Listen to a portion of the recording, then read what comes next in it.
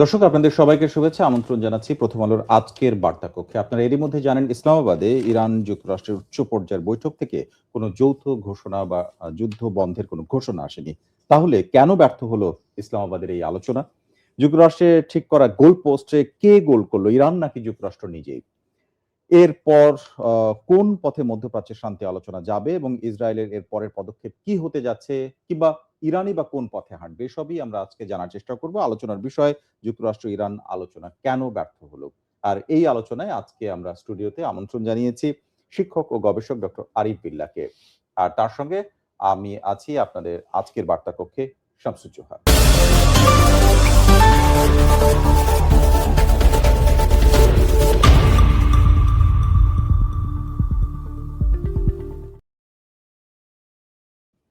চলে যাচ্ছে আজকের বার্তা কক্ষের অতিথির কাছে সরাসরি। আমাদের সঙ্গে আছেন শিক্ষক ও গবেষক, তিনি ঢাকা বিশ্ববিদ্যালয় ফার্সি উর্দু বিভাগের সাবেক চেয়ারম্যান আবু মুসা মোহাম্মদ আরিফ বিল্লাহ। আপনাকে স্বাগত। স্বাগত, আপনাকেও ধন্যবাদ। জি, প্রথমে যেটি বলছিলাম যে ইসলামাবাদের যে বৈঠক ইরান যুক্তরাষ্ট্র, সেটি তো এক ধরনের সমাধান ছাড়া এবং কোনো যৌথ ঘোষণা এরকম কিছু আসেনি। তাহলে তো ধরে নেওয়া যায় যে এক ধরনের এবারের যে আলোচনা সেটি ব্যর্থ হয়েছে।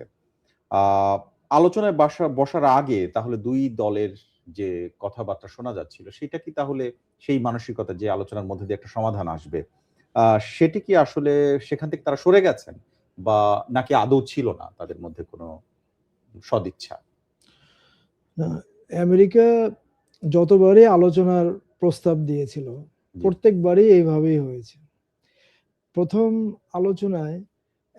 আলোচনায় কখনোই সমাধান হয়নি। হুম, এর আগে যে তারা এই যে জুন মাসের সময় যে আলোচনাটা হচ্ছিল, তখনও প্রথম, দ্বিতীয়, তৃতীয় বৈঠক যখন চলছে, হুম, সেই সময় কিন্তু ইরানে ইসরায়েল আক্রমণ করছে, জুন মাসে যে 12 দিনের যুদ্ধ। হুম, এরপরে আগেও নেগোসিয়েশনের সময় তারা এইভাবে সময় নিছে।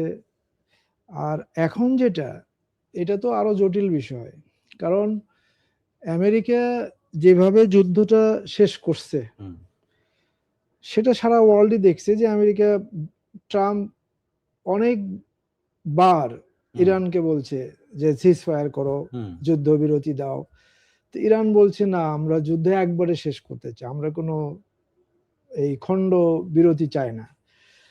এরপরে তো শেষ পর্যন্ত ইরানের যে 10টা পয়েন্ট, সেই 10টা পয়েন্টের আলোকেই ট্রাম্প কিন্তু যুদ্ধবিরতি মেনে নিছে, অ্যাজ ইফ যে সে ওই 10টা পয়েন্ট মেনে নিছে।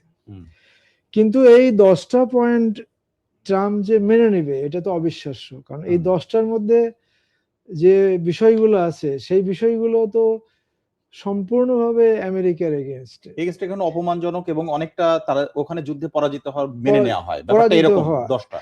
এমনি তো এই 10টা প্রস্তাবকে সামনে রেখে যে যুদ্ধ বন্ধ করা, এটাই তো আমেরিকার জন্য পরাজয়। আচ্ছা, এবারে এই জায়গা থেকে আমি আলোচনাটার এখানে আসি যে জেডি ভ্যান্স, যিনি মার্কিনের পক্ষ থেকে এই আলোচনায় নেতৃত্ব দিয়েছেন, তিনি ভাইস প্রেসিডেন্ট, তিনি বলছেন যে এই ইসলামাবাদে কোনো আমাদের চুক্তি হয়নি, অর্থাৎ ইরানের সঙ্গে, এবং তার বক্তব্যে একটা ইঙ্গিত দিয়েছেন একটি প্রস্তাব এখনো আলোচনার টেবিলে আছে।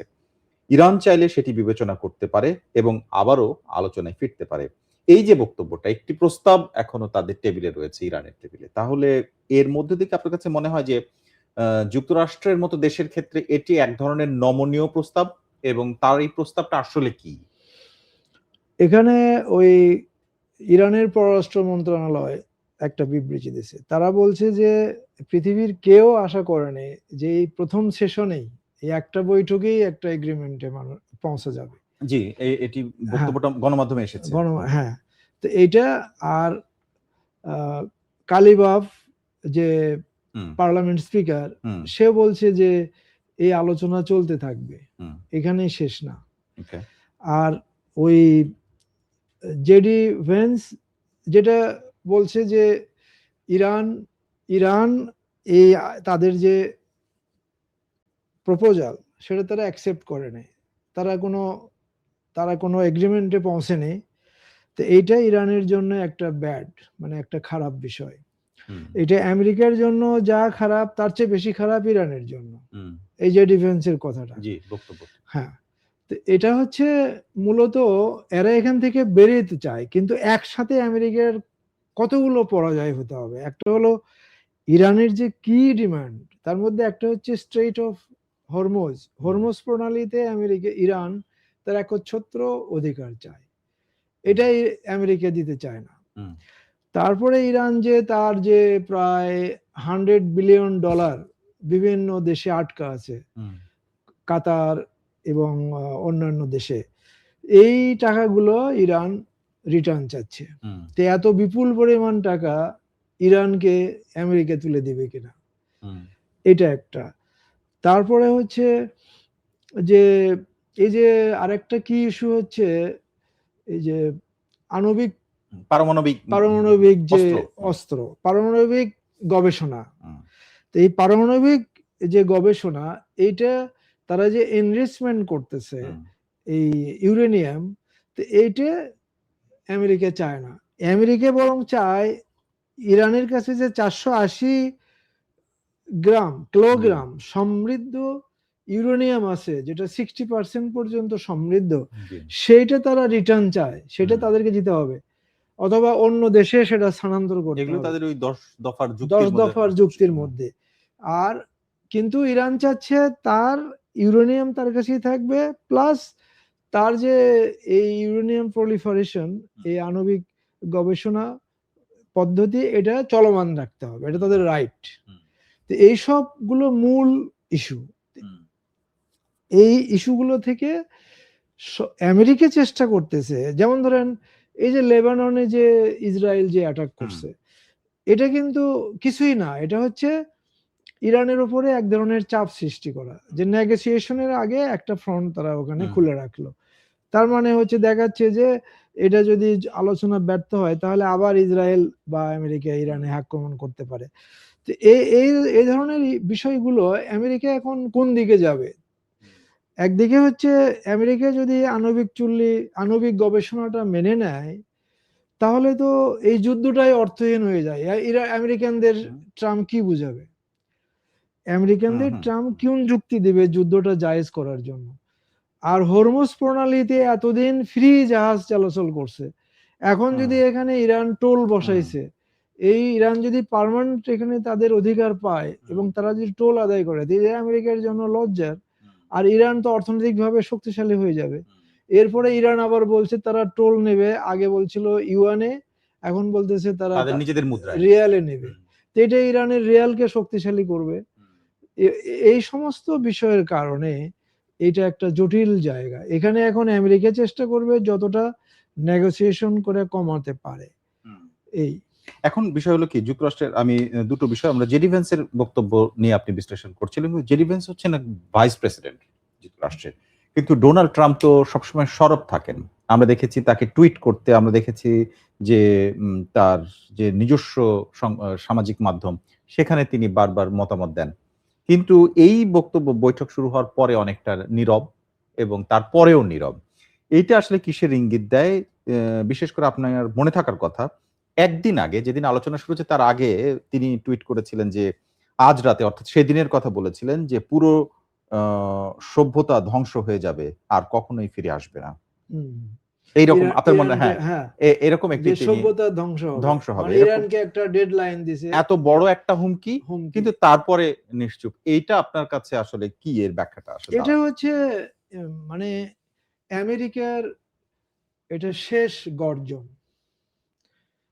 একটা মানে ট্রাম্প তার যত অস্ত্র ছিল সবগুলাই ব্যবহার করছে, প্রোপাগান্ডা, তারপরে তার যে হুমকি ধমকি, এবং ট্রাম্প চেষ্টা করছে সমস্ত ন্যাটোকে আহ্বান করছে স্টেট অফ হরমুজে আসো। কিন্তু ট্রাম্প তো আরেকটা হুমকিও দিয়েছে, যেটি নৌ অবরোধের কথা, যেটাকে একটা ট্রাম্প কার্ড বা খুব গুরুত্বপূর্ণ। সেইটা কি আপনার কাছে মনে হয় না যে এখনো ইরান নৌ অবরোধ বলতে? নৌ অবরোধ, উনি এটা মানে আমরা পুরো ব্যাখ্যাটা উনি জানাননি।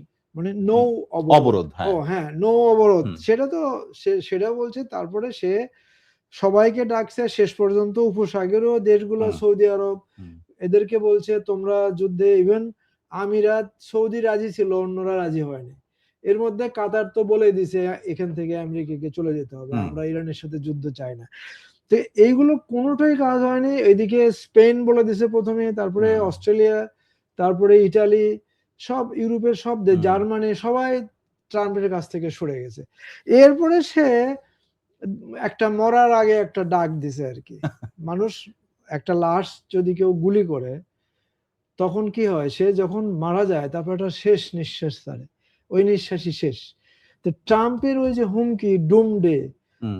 তার যে ডুমডে প্লেন উপরে হুম, আকাশে হুম। ঘুরাইছে যে পারমাণবিক বোমা নিয়ে, যে দেখাইছে যে 24 ঘন্টার মধ্যে ইরান সভ্যতা বিলীন হয়ে যাবে, মানে আণবিক বোমা হুম। মারবে।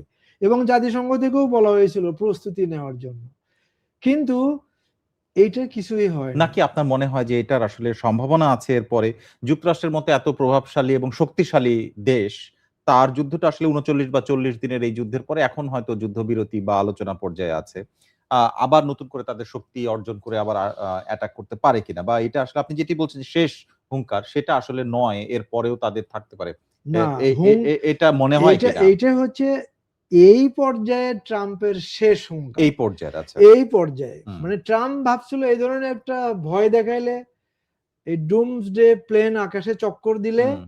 তাহলে ইরান রাজি হয়ে যাবে। মানে ইরানের ভয় দেখিয়ে হ্যাঁ, রাজি করানো। রাজি করানো, মানে যেটা হুম, হুম। ওয়ারের একটা হ্যাঁ, হ্যাঁ। পলিসি।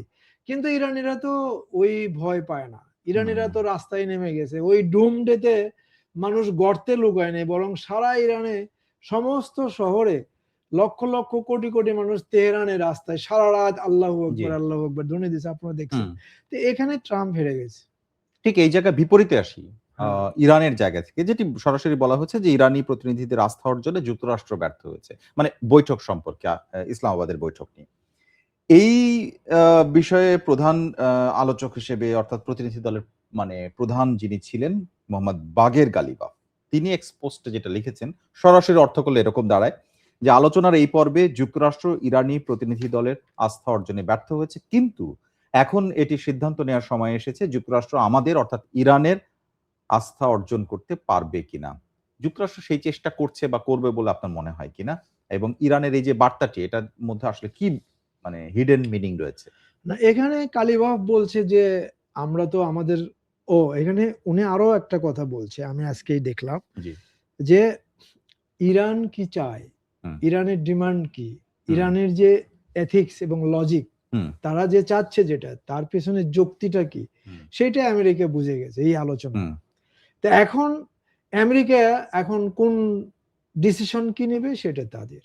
হুম, মানে ইরানের যে পয়েন্ট গুলো 18-21 ঘন্টা ধরে আলোচনা হয়েছে। হুম, তো ইরান তার সমস্ত যুক্তিগুলো দিছে, তোমরা আমাদের বাচ্চাদের স্কুলে বোমা হুম, মেরে মারছো, তোমরা আমাদের হঠাৎ করে কোনো কথা নাই আমাদের আমাদের রাহবারকে মারছো, হুম, এতগুলো জেনারেল মারছো, আমাদের এত ইনফ্রাস্ট্রাকচার ধ্বংস করছে, এগুলোর ক্ষতিপূরণ দিতে হবে, আমাদের অপরাধ কি ছিল? হুম, তো হুম, এই যে লজিক, তারপরে ইরান বলছে আমাদের তো আণবিক গবেষণা আমরা অনেক কষ্টে আমরা একটা স্টেজে পৌঁছেছি, এখান হুম, থেকে এটাকে বাদ দেওয়া আমাদের পক্ষে সম্ভব না, এটা হুম, লজিক। স্ট্রেট অফ হরমুজ ইরানের একচ্ছত্র দাবি, ওখানে কোনো আন্তর্জাতিক পানি সীমানা নাই। জি, স্ট্রেট অফ হরমুজে ওখানে পুরোটাই কিন্তু ইরানের। হুম, কারণ ওটা যে এইভাবে কোনা হয়ে যে গেছে আণবিক আন্তর্জাতিক জলসীমা নির্ধারণের হুম, নিয়ম জি, অনুযায়ী, ওখানে ১ ইঞ্চিও আন্তর্জাতিক সীমানা নাই। পুরোটাই ইরানের। হুম, পুরোটাই ইরানের। এইজন্য ইরান এখন এটা দাবি করবে। ইরান এখন এটা এতদিন তারা বলেনি। এখন ইরান দেখছে এখানে আমাদের এখানে আর আমেরিকা বা এদেরকে নিরবিঘ্নভাবে এখানে ঢুকতে দেওয়া যাবে না, হুম, তাদের সিকিউরিটির জন্য। হুম, তো এই সমস্ত যুক্তিগুলো ইরানের পক্ষ থেকে আলোচনায় ২১ ঘন্টার আলোচনায় আমেরিকান ভাইস প্রেসিডেন্ট বা সবাই পেয়েছে এবং হুম, এটা এখন ট্রাম্পও পেয়ে গেছে। হুম। এখন এখন নেক্সট কি হবে এটা আমেরিকা বুঝবে। এটাই কালিবাফ বুঝাইছে। একটু অ আমি যদি একটা সৌজন্যতার যে ওয়ার্লড ওয়াইড যখনই কোনো যুদ্ধ হয়, যুদ্ধবিরোধী কথা বলা হয় জাতিসংঘ থেকে বা আন্তর্জাতিক আ বিভিন্ন দেশ সেটা নিয়ে কথা বলে। এবারে সেটা আপনি চূড়ান্ত পর্যায়ে দেখেছেন কিনা? আপনার যে পর্যবেক্ষণ তাতে আপনার মনে হয় কিনা যে সেইরকম বক্তব্য অনেক বেশি এসেছে যেটি যুদ্ধবিরোধী শান্তির পক্ষে? আরেকটি হচ্ছে ভাইস প্রেসিডেন্ট জেডি ভ্যান্স যেটি বলছেন যে তেহরানকে চূড়ান্ত এবং সর্বোত্তম প্রস্তাব। এটা কি? চূড়ান্ত এবং সর্বোত্তম প্রস্তাব দেওয়ার পর তারা টেবিল ছেড়েছেন। অর্থাৎ তাদের দিক থেকে তারা এগিয়েছিলেন এরকম একটি বিষয়। এই ২১ ঘন্টার বিষয় নিয়ে তারা আবার বলছেন অর্থাৎ তেহরান বলছে যে আমাদের দিক থেকে আমরা সর্বোচ্চ করেছি। এটা আসলে পারস্পরিক দোষারোপ করার একটা ভাষা কিনা? এবং আ এইটা মানে আবার যুদ্ধ শুরু করার অথবা আবার একটা আক্রমণ শুরু হওয়ার পরিবেশ তৈরি করে দিল কিনা? প্রথম যে কথাটা বলছিলেন কি যেন? চূড়ান্ত এবং সর্বোত্তম না, না, প্রস্তাব। এর আগে ওই যে এই পয়েন্টে আসার সময় একটা যে শুরু করলেন যে কথাটা দিয়ে। ওই যে আন্তর্জাতিকভাবে আন্তর্জাতিক এই মহলগুলো যুদ্ধবিরোধী কথা বলে। কিন্তু এটা আপনি সর্বোচ্চ এবারে সেই মানে কথা ইয়েটা পাওয়া গেছে বক্তব্যগুলো কিনা? আপনি মিডিয়াতে দেখেছেন হ্যাঁ, কিনা? এইটার আগে আমি বলি। এইবারই ১ম একটা আন্তর্জাতিক হুম, যে সমাজ, হুম, এদের কাছ থেকে কিছুটা নিরপেক্ষ রেসপন্স পাওয়া গেছে। যেমন ধরেন, ন্যাটো থেকে আমেরিকার পক্ষে কোনো কথা আসেনি, ইসরায়েলের পক্ষে আসেনি, বরং ইরানের প্রতি যে হামলা, যেমন তারা ন্যাটো বলছে এটা ওই ইরানের সাথে হরমুজ প্রণালী যুদ্ধ করা হুম, ন্যাটোর দায়িত্ব না। সেটাই। তারপরে স্পেনের এরা বলছে এটা অন্যায় যুদ্ধ, চাপিয়ে দেওয়া যুদ্ধ। ইটালির প্রাইম মিনিস্টার হুম, বলছে, অস্ট্রেলিয়া। এইটা হচ্ছে একটা আনপ্রেসিডেন্টেড। গত হুম, দ্বিতীয় বিশ্বযুদ্ধের পরে হুম, এইভাবে নিরপেক্ষ কথা কোনো যুদ্ধে খুব কম আসছে।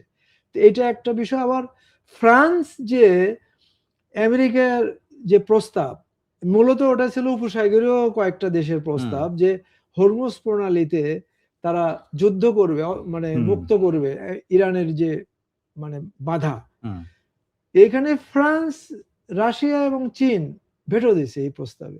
মানে হুম, রাশিয়া এবং চীন তো আগে থেকেই ভেটো দিছে, জি, কিন্তু ফ্রান্সের সাথে যোগ দেওয়াটা বিশাল একটা পজিটিভ দিক, ওকে, বিশেষ করে এই বিশ্ব শান্তির হুম, ক্ষেত্রে। তো এইটা একটা ভালো দিক আমার কাছে মনে হয়েছে যে সবাই বুঝতে পারছে। আর এই যে আমেরিকা থেকে যে সরে গেল, আর বিশেষ করে আমেরিকা, সবাই দেখছে যে আমরা কেন। কিন্তু জাতিসংঘের বক্তব্য?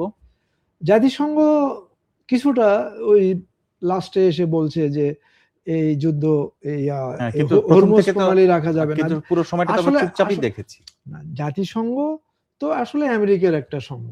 আচ্ছা, জাতিসংঘ আমরা ওটা কোনো ধরেই না। হুম, ওটা আসলে আমেরিকার একটা আড্ডাখানা। ওকে। এবারে একটু আসি ইসরায়েল প্রসঙ্গে। এই যুদ্ধের শুরু থেকেই ইসরায়েল একটা বড় অংশ তারা যুদ্ধে সরাসরি অংশগ্রহণ করছে এবং আমেরিকা থেকে ভূমির যে যদি হিসেব করা হয় তাহলে ইরানের কাছে। কিন্তু এই আলোচনায় তারা নেই এবং সেই সময় তারা লেবাননকে আক্রমণ করেছে। লেবাননে তারা আক্রমণটা অব্যাহত রেখেছে। এই বিষয়টি আপনার কাছে মনে হয় কিনা যে এই আলোচনাটা ভেস্তে যাওয়ার একটা অন্যতম কারণ? নাকি আমেরিকার অংশগ্রহণের মধ্য দিয়েই তাদের অংশগ্রহণ হয়ে গেছে? না, এখানে তো আসলে ইসরায়েল তো মূল কি প্লেয়ার না। হুম, কি প্লেয়ার হচ্ছে আমেরিকা এই হুম, যুদ্ধে। কিন্তু ওই ১২ দিনের যুদ্ধ যেটা জুন মাসে ছিল, জি, ওটা ইসরায়েল ছিল কি প্লেয়ার। আর আমেরিকা হিডেন সাপোর্টার করছিল। আর এই যুদ্ধে হুম, আপনি দেখেন না, ট্রাম্প কিন্তু হুম, বলছে কি আমরা ওই ওই যে আপনার ইস্পাহানে তারা যে ইয়ে জি, করছিল, জি, ওই যে তাদের যে পাইলট উদ্ধারের নাটক জি, করে, জি, তারা যে ওই ইউরেনিয়ামের সন্ধানে জি, তারা যে ওখানে খুঁজছে, তারা ইউরেনিয়াম নিতে চায়। তারা এই ইরানকে পরাস্ত করতে চায়। হুম, ইরানকে তাদের যে দাবি হুম, আমেরিকার, এই যে নিউক্লিয়ার প্রলিফারেশন বন্ধ করতে হবে, তারপরে হরমুজ প্রণালী খুলে দিতে হবে। এই সমস্ত দাবিগুলোই তো আমেরিকার। ইসরায়েলের এখানে একটাও দাবি নাই।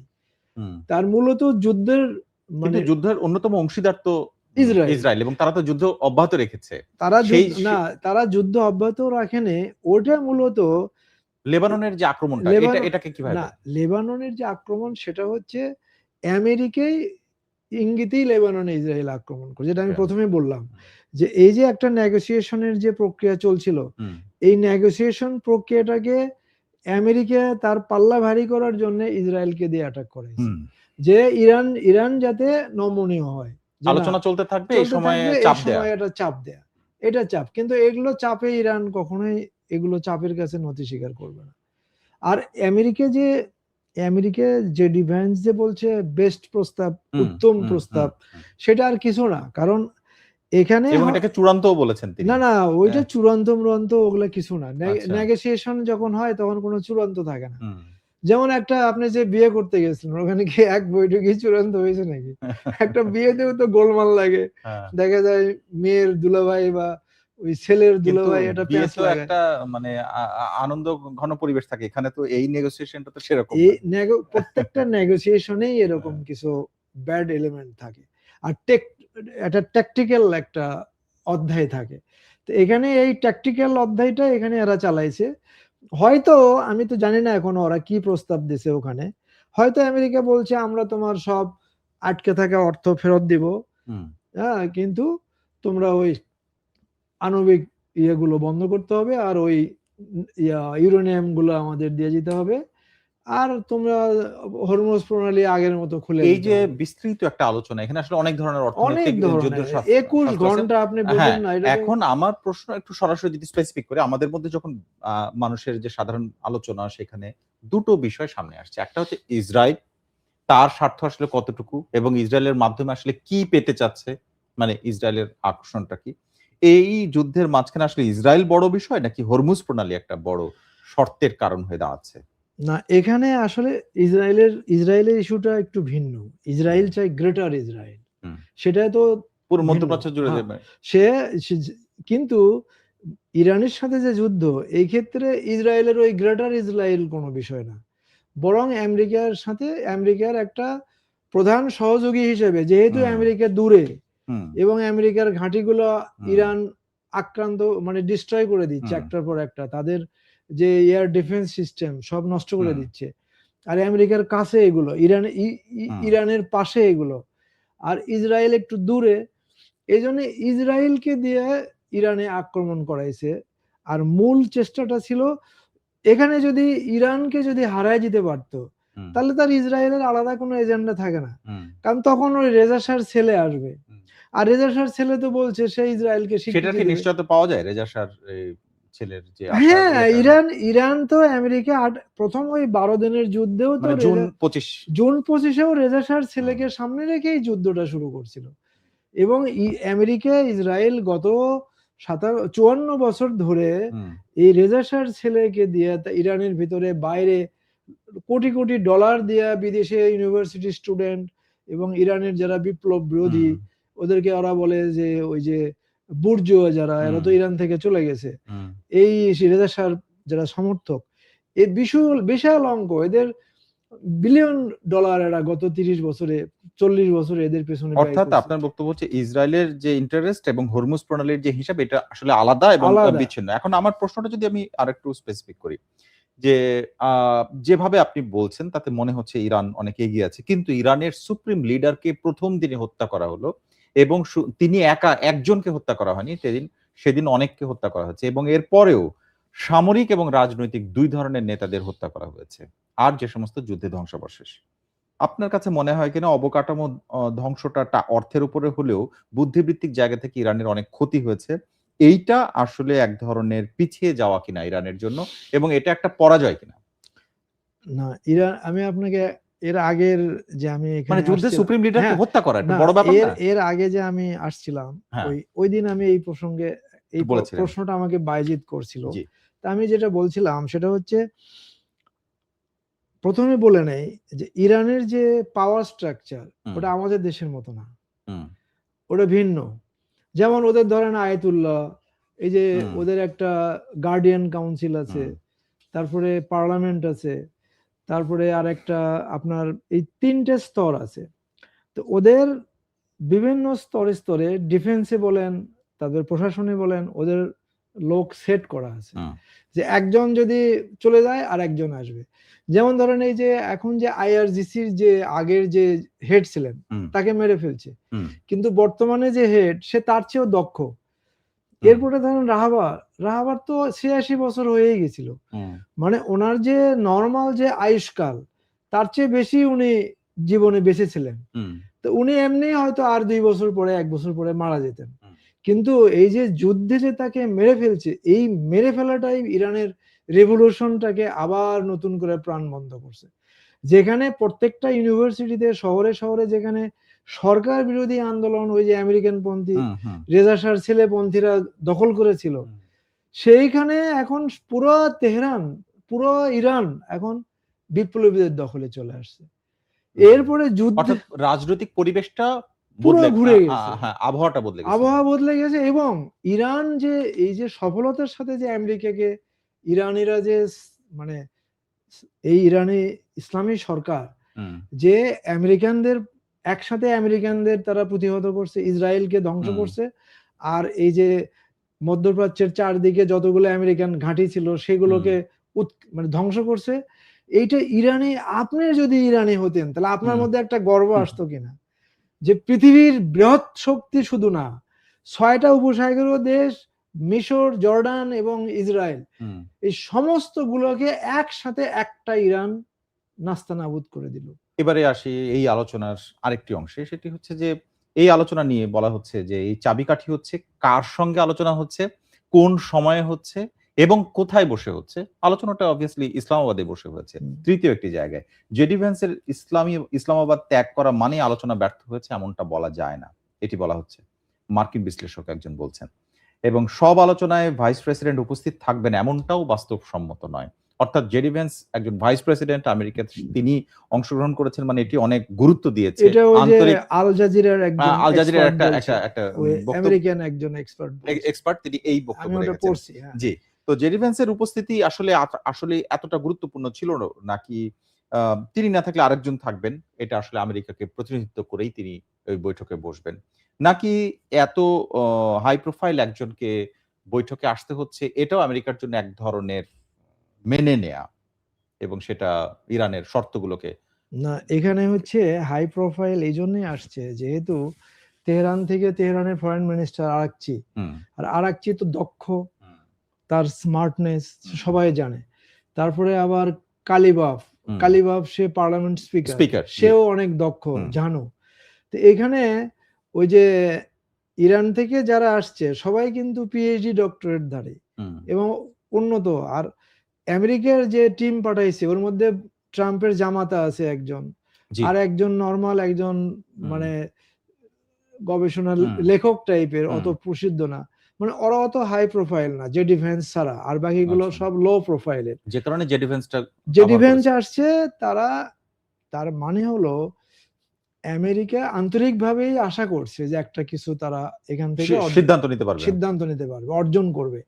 কারণ এখানে দুটো পয়েন্ট, যে আমেরিকা কিন্তু ইরানকে খুব বেশি সময়ও দিতে চায় না, কারণ ইরান যে প্রতিদিন 400 এই যে ড্রোন তৈরি করার ক্ষমতা রাখে প্রতিদিন। তারপরে এই যে চায়না থেকে খবর আসছে যে তারা 1000 ব্যালিস্টিক মিসাইল তৈরি করার মতো যে ফুয়েল, সেটা চায়না ইরানে পৌঁছে দিয়েছে। তো এইগুলো তারা করতেছে। তারপরে চায়না থেকে আবার এয়ার ডিফেন্স সিস্টেম এগুলো আসতেছে। রাশিয়া যে সুখোই 35, 57 যেগুলো ইরানকে দিচ্ছে ওগুলো তো ব্যবহার করতে পারে। আমি এই অধ্যাপকের আমরা আলোচনা শেষের দিকে এবারে একটা প্রশ্ন করতে চাই, সেটি হলো যে আমেরিকান একজন অধ্যাপক তিনি বলছেন, ডেস রোচেস, তিনি বলছেন এই আলোচনার লক্ষ্যবস্তু অর্থাৎ এই আলোচনার গোল পোস্ট নির্ধারণ করে দিয়েছে আমেরিকা, যুক্তরাষ্ট্র এবং তার প্রেসিডেন্ট অর্থাৎ আমেরিকার প্রেসিডেন্ট, যুক্তরাষ্ট্রের প্রেসিডেন্ট ট্রাম্পের অবস্থান অত্যন্ত পরিষ্কার। যুক্তরাষ্ট্রের যুদ্ধের প্রধান লক্ষ্য ইরানকে কোনোভাবে পারমাণবিক অস্ত্র তৈরি করতে দিবে না। এখন মানে একটু সরাসরি প্রশ্ন করি, এই গোল পোস্টটি তো তারা ঠিক করে দিয়েছে, এখানে গোল দিল কি ইরান কি দিতে পেরেছে? এটা কোনো গোল পোস্টই না, এটা ফালতু কথা। কারণ আমেরিকা ইরান এটা তো আমেরিকা বলে আসতেছে গত 40 বছর ধরে যে ইরানকে পারমাণবিক অস্ত্র অধিকারী হতে দিবে না। গোল পোস্ট এই আলোচনার তাহলে আরেকটা বিষয় যে তৃতীয় একটি দেশে বসতে হলো এবং সেটা পাকিস্তানের ইসলামাবাদে, আপনার কাছে মনে হয় কিনা যে এই ভেন্যুটা একটা ম্যাটার করছে কিনা, কারো মানে পক্ষে যায়, বা এটি আসলে কে স্বাচ্ছন্দ্য বোধ করছে? না এখানে দুই পক্ষই স্বাচ্ছন্দ্য বোধ করছে, কারণ আসিফ মুনির তো আমেরিকার একটা পোষা ছাগল। দেখেন না, যখনই আফগানিস্তান বললো তারা ইরানের পক্ষে দাঁড়াবে, আসিফ নজরুল আফগানিস্তান অ্যাটাক করে এইদিকে এঙ্গেজ করে দিল যাতে ইরানের পক্ষে যেতে না পারে। এগুলো তো আস্ত একটা আমেরিকার একটা দালাল। তো এই জন্য আমেরিকার জন্য পাকিস্তান একটা সুইটেবল জায়গা। আর ইরান দেখছে যে ইন্টেলিজেন্সের দিক থেকে ওই ওমান বা অন্যান্য দেশে যে নেগোসিয়েশন করছে তার চেয়ে পাকিস্তানের আরেকটু স্মার্ট, এই জন্য ইরানের সাথে তাদেরও সম্পর্ক ভালো, এই জন্য ইরানের জন্য এটা ভালো ছিল, আমেরিকার জন্য ভালো ছিল। এবারে 79 সালের পর থেকে, এবারে এটা আমার শেষ প্রশ্ন, 79 সালের পর থেকে এই ইসলামী বিপ্লবের যে বড় ঘটনা, তারপরে এই বৈঠককে বলা হচ্ছে সবচেয়ে গুরুত্বপূর্ণ এবং হাই প্রোফাইল বৈঠক, এবং এখান থেকে কোনো সিদ্ধান্ত আসেনি। তার মানে কি আপনি মনে করেন যে খুব ইমিডিয়েট আর একটা যুদ্ধের সম্ভাবনা রয়েছে, নাকি এই আলোচনাটা আবার বসবে? কোনটা মানে এটা যুদ্ধের দিকে যাবে নাকি সমাধানের দিকে? এইটা আমেরিকা আর যুদ্ধের দিকে যাবে না, কারণ আমেরিকা যে শাস্তি পাইছে এখন যদি আবার আসে, তো আমেরিকার তো প্রথমত ইউক্রেন যুদ্ধে আমেরিকা যে পরিমাণ অস্ত্র সাহায্য করছে আমেরিকার কোষাগারে তো অস্ত্র নাই। এইখানে যদি আর 1 সপ্তাহ যুদ্ধ চলতো, আমেরিকা কোনো মিসাইল ছুটতে পারতো না। ইসরায়েলের সমস্ত থার্ড বলেন আর ওই আপনার স্কার্ট বলেন সব ধ্বংস করে দিয়েছে ইরান। মাত্র বোধহয় 20% বোধহয় এখন বেঁচে আছে। মধ্যপ্রাচ্যের সবগুলো ধ্বংস হয়েছে প্রায়। তো এখানে আমেরিকা যুদ্ধ করতে গেলে এইগুলো আবার তাকে তৈরি করতে হবে। এতে মিনিমাম আরো 1 বছর সময় লাগবে। আর এর মধ্যে ইরান তো বসে থাকবে না। ইরানের মধ্যে আণবিক বোমা বানায় ফেলবে। কিন্তু এর মধ্যে তারাও কি বসে থাকবে? আমেরিকা না, কি বসে ওরা থাকবে? বসে আপনার মনে থাকবে হয় না, কিনা? কিন্তু ওরা বসে থাকবে না, কিন্তু কৌশলগত দিক থেকে আচ্ছা। ইরানের যে ক্যাপাসিটি, হুম, ইরান তো এখন পর্যন্ত তাদের মূল অস্ত্রগুলো হাতিয়ে দেয়নি। নর্থ কোরিয়া যে 1000 মিসাইল দিছে, যেগুলো ইরান তো ওগুলো ব্যবহারই করে নাই।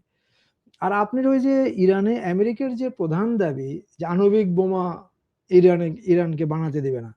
আচ্ছা, আপনি একটা জিনিস দেখেন যে বিশ্ব সভ্যতা কতটা নির্লজ্জ, বেহায়া। এই আমেরিকা প্রথম রাষ্ট্র যে জাপানে 2টা আণবিক বোমা মারছে। আমেরিকা হচ্ছে পরীক্ষিত একটা ক্রিমিনাল, যে প্রথম হিউম্যান ডিজাস্টার করছে। তার আর্সেনালে এখনো 5000-এর বেশি আণবিক বোমা আছে। ইসরায়েল একটা গণহত্যা চালাচ্ছে এই যে কতবার, এবং আমেরিকা আফগানিস্তান, তারপরে এই যে ইরান অ্যাটাক করছে, এরপরে গাদ্দাফিকে মারছে, তারপরে সাদ্দামকে মারছে। আমেরিকা একটা ক্রিমিনাল। এই ক্রিমিনাল একদিকে সে মানবতার বিরোধী কাজ করছে, অন্য দেশ দখল করছে। এই যে শেভেজকে আপনার মাদুরোকে উঠে নিয়ে গেছে। এর কাছে পারমাণবিক বোমা থাকবে কেন? সারা বিশ্বের আজকে দাবি তোলা উচিত ছিল যে আমেরিকাকে ডিসআর্মামেন্ট করতে হবে, নিউক্লিয়ার ডিসআর্মামেন্ট। এই দাবি তো উঠতেছে না। আর ইরান একটা 60% তারা প্রলিফারেশন করছে, এখন ইরানের এটা অপরাধ হয়ে গেছে। তুমি বাটা যুদ্ধ, তুমি বোমা ব্যবহার করছো, তোমার কাছে আরো 5000 আছে, তুমি প্রতি বছর একটার পর একটা দেশ দখল করতেছো তোমার ইচ্ছা মতো। তুমি একটা অ্যারোগ্যান্ট পাওয়ার, তোমার কাছে আণবিক অস্ত্র রাখবে আর ইরানের কাছে থাকবে না। তুমি ইরানকে দাস বানাবা, আবার তুমি রেজা শাহর ছেলেকে নামায় দিয়ে ইরানে বিক্ষোভ করে আর সরকার পতন করবা, আর তোমার দেশে কোটি কোটি মানুষ রাস্তায় নেমে তোমার বিরুদ্ধে আন্দোলন করতেছে, তোমার কোনো লজ্জা শরম নাই। এরা হলো বিশ্ব বেহায়া। অনেক ধন্যবাদ ডক্টর আরিফ বিল্লাহ আজকে আমাদেরকে সময় দেওয়ার জন্য। আপনাদেরকেও ধন্যবাদ এখানে কিছু কথা বলার জন্য। ধন্যবাদ। দর্শক, আমাদের সঙ্গে আজকে ছিলেন ঢাকা বিশ্ববিদ্যালয়ের শিক্ষক এবং গবেষক ডক্টর আরিফ বিল্লাহ। তার কাছ থেকে আমরা আজকে ইরান যুদ্ধ নিয়ে এই মুহূর্তের পর্যবেক্ষণগুলো জানার চেষ্টা করেছি। আমরা মূলত যুক্তরাষ্ট্র ইরান আলোচনা কেন ব্যর্থ হলো, ইসলামাবাদের যে বৈঠক হলো সেটি নিয়ে আলোচনা করেছি। এমন আরো আপডেট এবং বিশ্লেষণ জানতে আমাদের এই আয়োজন বার্তাকক্ষ দেখুন রবি থেকে বৃহস্পতিবার পর্যন্ত প্রতিদিন রাত 8টায় প্রথমআলো.com, প্রথম আলোর ইউটিউব, ফেসবুক সহ সোশ্যাল মিডিয়া প্ল্যাটফর্মগুলোতে। আজকে যারা আমাদের সঙ্গে ছিলেন আপনাদের সবাইকে ধন্যবাদ।